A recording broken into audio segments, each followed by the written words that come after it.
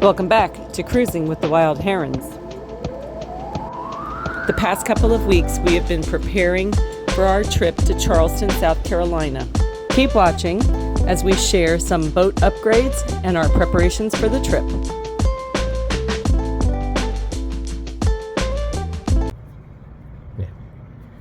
So this is our Stratoglass that's on the Lido deck on the back of the boat, and as you can see, it is very cloudy. You can see the difference with it down and with it up, how clear it is. And we didn't have time before our trip to get the back panels replaced, but we did replace all the panels on the flybridge. So we're going to show you that now.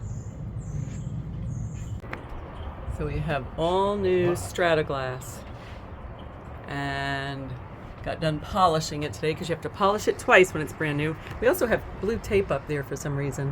What's that for? Those are the nuts holding the top on. Without that tape, this whole top is going off. This big hard top.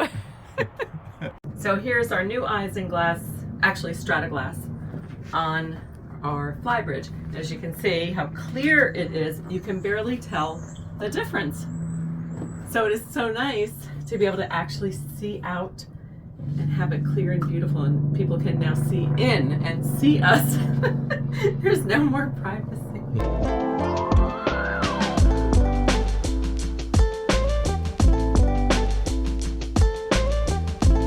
Hey, so we wanted to have our GPS chart plotter updated with the latest Garmin software, the latest charts, Navionics charts, and the routes.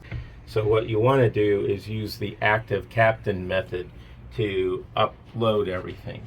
So active captain, you have to use your tablet or a phone, and what you do is you go to vessel on the chart plotter, active captain.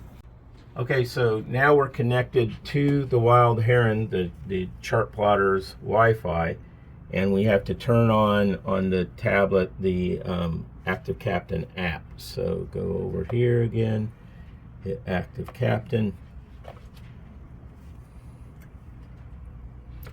and now you can see this no longer says not connected. In a minute it'll probably say over here connected. And right now it's doing an automatic update, but there's really nothing much to update right now because we've got it solved. But the problem was, even though it would connect, it wasn't doing the updates. We weren't getting the software updates to update. One chart wasn't updated, the quick draw wasn't updating, the active captain communication wasn't updating, nothing was really updating. What we did see is one chart would try to update, it would say validating, and then it would say error, and then a few minutes later it would say validating, and then it would say error. So that we ended up having to call Garmin tech support, which stayed on the phone for over an hour, walked us through like 10 different things to try to resolve it. First thing, or one of the things we did, was we completely got Active Captain off of the tablet and reinstalled it. So we had good Active Captain, the up-to-date software on there. And ultimately, we had to get at those, the backside of the chart plotter, which you cannot do from underneath. There's a couple of hatches you can try, but it's way up at the top. You can't reach in there far enough. You can't crawl in from the sides far enough. So what we had to do is these two plastic covers hold the mountings, or behind there, hide the mounting screws. The mounting screws are back there, and we had to take that out, pull it out this way, and get at the cards through the back with it pulled out. So we pulled out, they recommended just having one 32 gig SD card in there. It's got two slots, but we had a 32 and we had an 8 gig, and they recommended taking the 8 gig out. So we did that. Ultimately, we had to reformat the 32 gig. So once we did that, and then go through the whole connection of connecting this to the Active Captain on the tablet to the internet to get the software, to get the routes, all of this.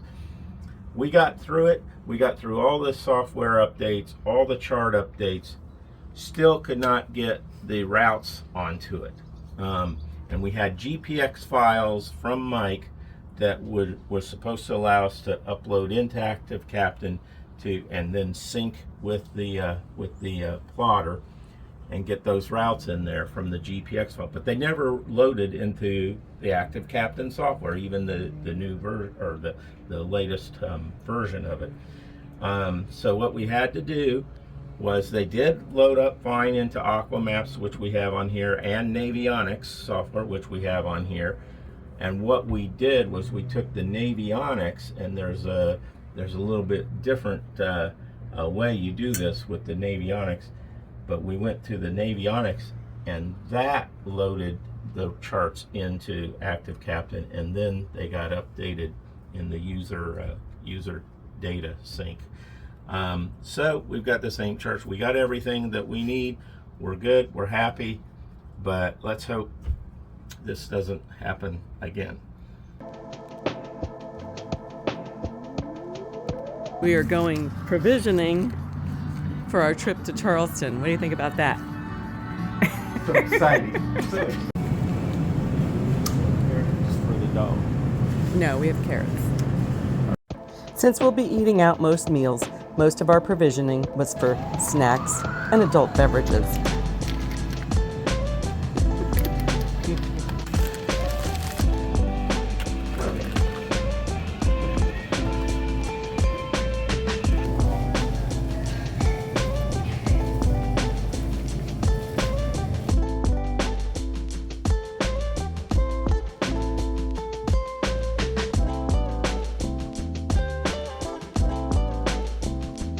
Once we get all the provisions on board, we have to put everything away in its place, and it has to be packed away so that nothing will fall out when we're underway in case we hit any rough seas.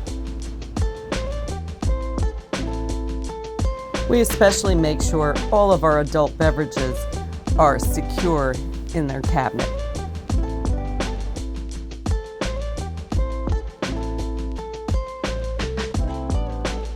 Hope you enjoyed this episode. Stay tuned for more cruising with the Wild Herons as we make our way to Charleston, South Carolina. Ciao.